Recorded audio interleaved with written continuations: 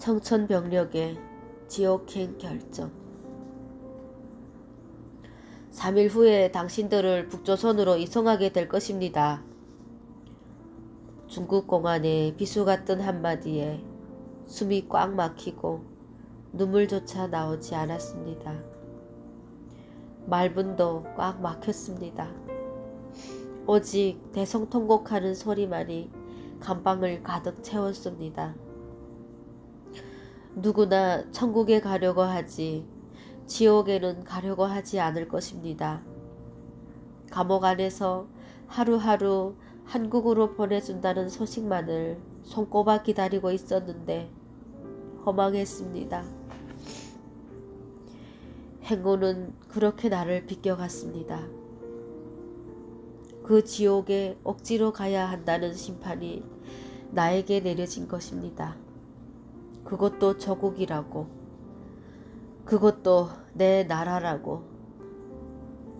그렇게 간청을 하고 기도까지 드렸건만 중국 정부는 나를 지상지옥인 그 땅으로 데려다 주겠다고 했습니다.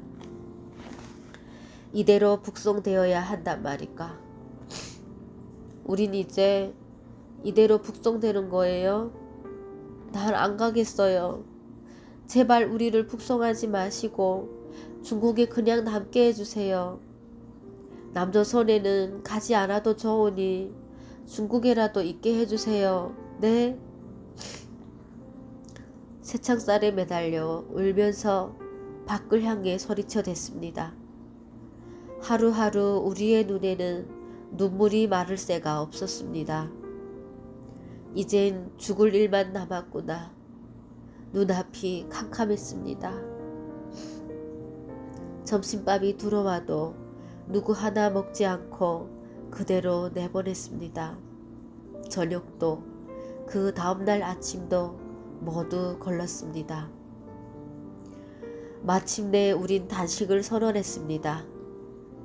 한국에 보내든지 중국에 남게 하든지 둘 중에 하나를 선택하라. 강력한 우리의 주장에 교도소 공안들도 어쩔 줄 몰랐습니다. 밥을 먹으시오. 안 먹으면 우린 당신네들을 처벌하겠습니다. 그래요. 처벌하세요. 우린 이제 무서울 게 없습니다. 조선으로 갈 바에는 여기서 굶어 죽는 것이 차라리 낫습니다. 공안들은 아무 말도 하지 못했습니다. 그들도 두려웠던 것입니다. 그렇게 우리는 3일을 단식했습니다. 지쳐 쓰러질 것만 같았습니다. 말할 기운조차 없었습니다. 아픈 45살 된 언니도, 산모인 황계도 언니도, 자살을 시도했던 코 큰 언니도 너나 할 것 없이 모두가 늘어졌습니다. 복도에 군화소리가 요란하더니 감방 청을문이 새소리를 내며 열렸습니다. 직위가 높은 공안이 우리에게 소리쳤습니다. 당신들 이렇게 해도 소용이 없습니다. 내일 당신네들은 북조선으로 북송될 것입니다. 가면 밥도 제대로 먹지 못할 것인데 여기서라도 밥을 많이 먹고 가는 게 나을 것입니다.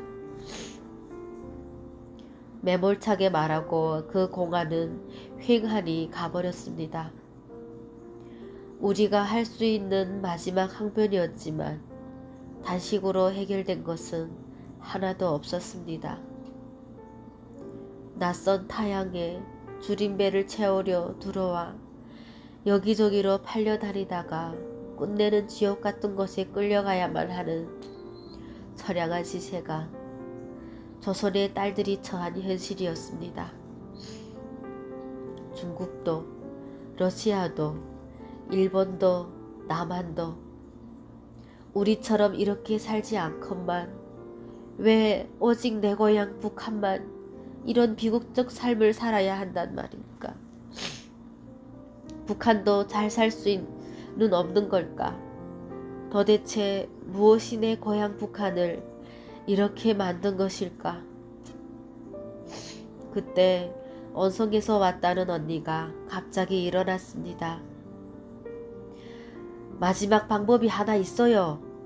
저기 있는 가루 비늘을 조금씩 나누어 챙기고 우리를 태워 단동 병방대까지 가는 버스 안에서 이 가루 비늘을 공간들 눈에 뿌리고 창문을 깨고 도망가는 거예요. 어때요? 당시 우리 깜방에는 빨래를 하라며 지급한 가루 비누가 몇 통 있었습니다. 그 가루 비누로 공안들을 제압하고 도망가자는 의견이 있었습니다. 그것도 괜찮은 방법인 것 같다며 모두가 응했습니다. 이렇게라도 해야 합니다. 그래야만 북에 있는 가족도 살리고 우리도 삽니다. 여기에 동의하는 사람들은 손을 듭시다. 결의로 가득 찬 원성 언니의 눈에서는 눈물이 주르륵 흘러내렸습니다.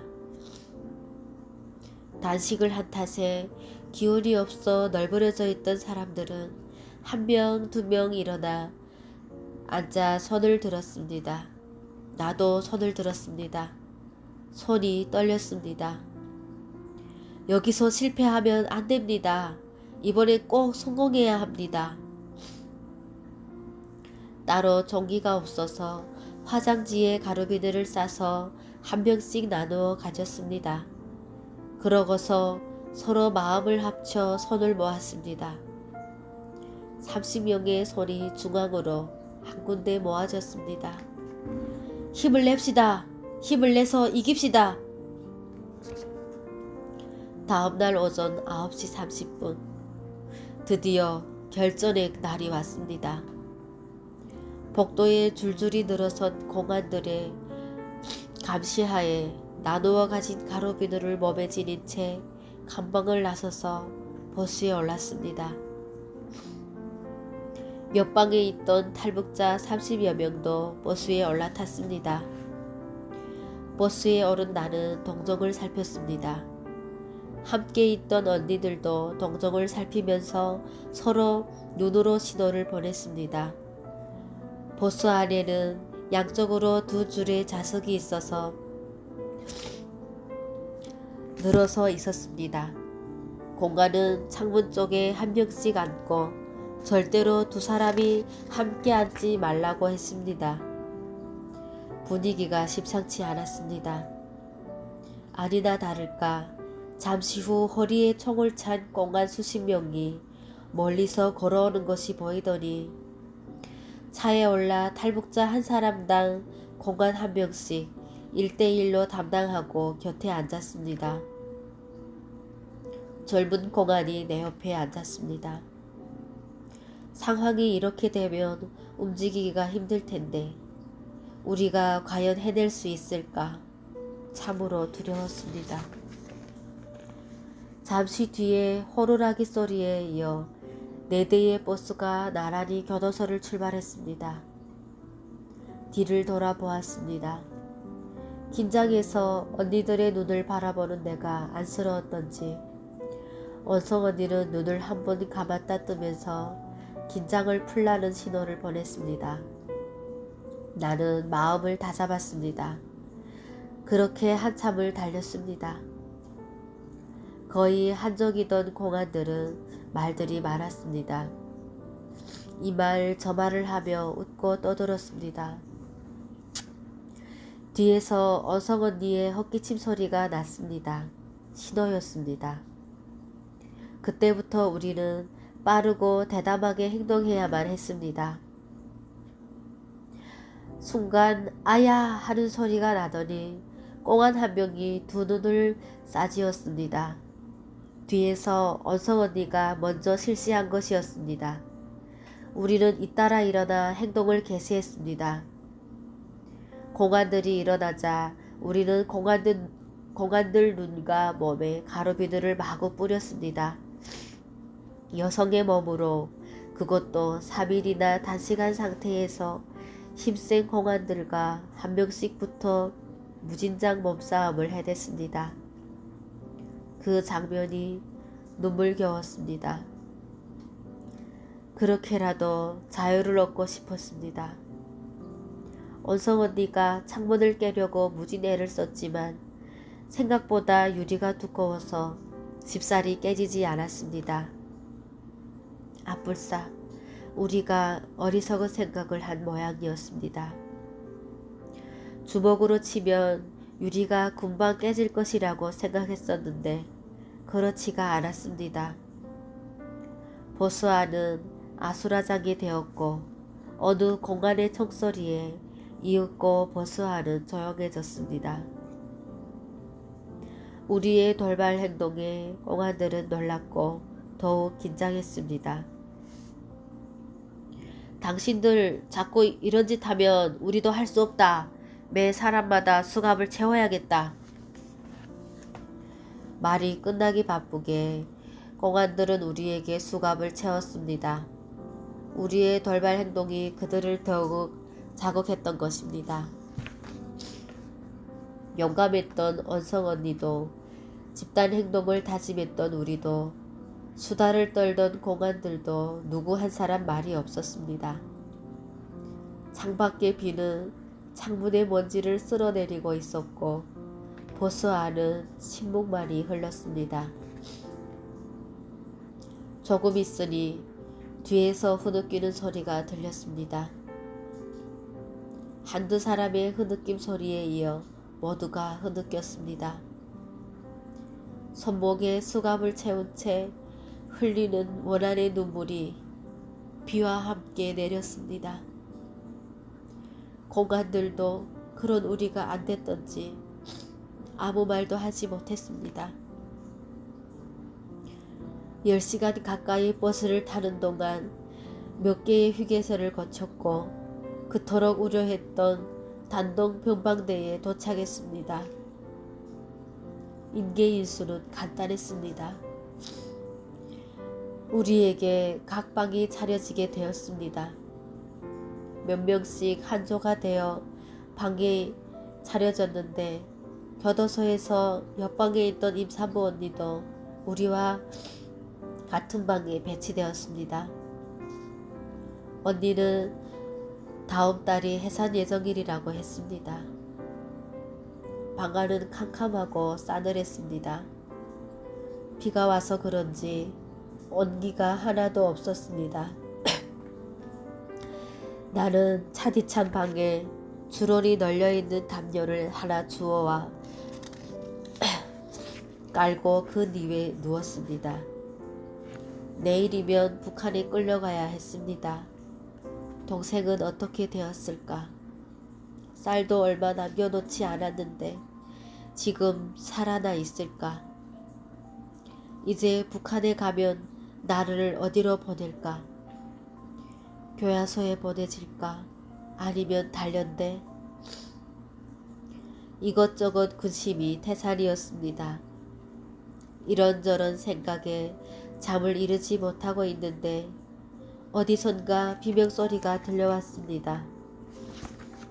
무슨 일인가 살펴보니 임신한 언니가 소변을 보는 도중 아기의 손이 나온 것이었습니다. 이게 무슨 일일까? 언니는 비명을 질렀고 우리는 어찌할 바를 몰랐습니다. 나는 문을 두드려 댔습니다. 사람 살리시오! 다급한 나의 목소리에 변방대 군인이 떼창문으로 들여다보며 물었습니다. 무슨 일인가? 한쪽말에 내가 대답을 못하자 옆에 있던 내 또래의 아이가 대신 말했습니다. 애를 낳아요. 빨리요. 얼이 빠졌는지 멍에 있던 군인이 그 소리를 듣고는 재빨리 뛰어가더니 군용 담가를 가지고 왔습니다. 땀을 흘리며 비명소리를 지르던 산모는 그렇게 군용 담가에 실려 나갔습니다.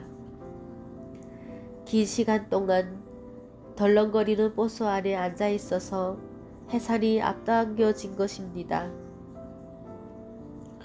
단동 병방대의 생활은 하룻밤 만에 끝이 나고 마침내 북한으로 향하는 버스에 올랐습니다. 멀리 북한이 보이는 듯 싶었습니다. 산모 언니를 기다리느라고 출발 시간이 좀 지체되었습니다. 하늘도 우리의 상황을 슬퍼하는 듯 내리는 비는 좀처럼 그칠 줄 몰랐습니다. 어떻게 된 것일까? 어제 군용담가에 실려갔던 산모 언니는 떠나기 직전까지 보이지 않았습니다. 잠시 후 까만 승용차 한 대가 미끄러지듯 우리 앞에 멈춰섰습니다. 그러더니 발끝까지 내려들이운 중국 군인의 속옷을 몸에 걸친 산모 언니가 차에서 내렸습니다. 불룩하게 나온 배는 온데간데 없고 당연히 안고 있어야 할 아기도 안 보였습니다. 애는 이미 죽어 있었다고 했습니다. 언니의 건강이 우려되어 병방까지 따라 나온 병원 의사들이 흐느끼며 삶은 계란과 약들을 한 꾸러미 언니에게 건네주고는 몸 관리를 잘해야 한다며 거듭 당부를 했습니다. 언니가 차에 오르자 버스는 북한을 향해 달렸습니다. 버스 뒤에서 손을 흔들며 우리를 배웅하는 의사들이 보였습니다. 버스는 압록강의 다리를 이용해 중국의 단동에서 북한으로 건너가고 있었습니다. 이번엔 살아남을 것 같지 않았습니다. 어찌어찌 한 번은 용서했다 쳐도 두 번은 용서하지 않을 것이었습니다. 좁은 두만강과 달리 압록강은 강폭이 엄청 넓었고 단동 쪽 압록강은 서해 바다로 흘러가는 하류여서 더욱 넓었습니다. 멀리서 고기를 잡는지 아니면 다른 무엇을 하는지 모를 배들이 보였습니다. 북한이 가까워질수록 세관이 보였고 세관 앞에 마중을 나온 보위부 사람들이 주런이 서 있었습니다. 이렇게 나는 두 번째 북송을 경험하게 되었습니다.